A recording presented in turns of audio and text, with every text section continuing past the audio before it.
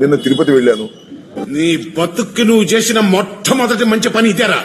అది భగవంతుని ప్రసాదం. చాలా అద్భుతమైన భోజనం, అది చాలా రుచికరమైనటువంటి భోజనం. ఎంతో నీట్ గా మెయింటైన్ చేస్తున్నారు, హైజీనిక్ గా ఉంది. భోజనం కూడా చాలా రుచికరంగా ఉన్నటువంటి భోజనం.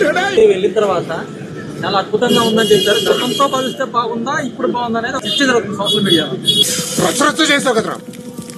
సోషల్ మీడియాలో నేను అనని మాటలు కూడా పెట్టేస్తున్నారు. ఇప్పుడు నన్ను ఏం చేయమంటావు? ఎవరిదైనా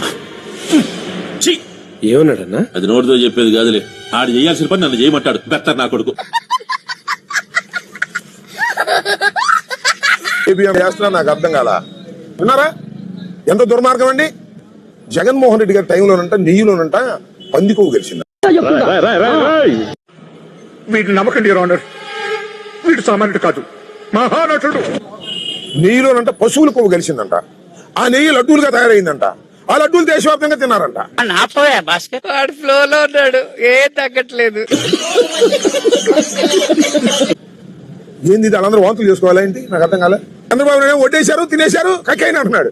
ఎంత దుర్మార్గమయ్యా మీ దుంపదేగా. ఏదైనా వైరల్ అయ్యేలా చేయండి. కొంచెం ఓవర్గుంటుందేమో. ఓవర్గుంటేనే కదా ట్రెండింగ్ లోకి వచ్చేది. అందుకే కదా మీకు డబ్బులు ఇచ్చి మేపేది.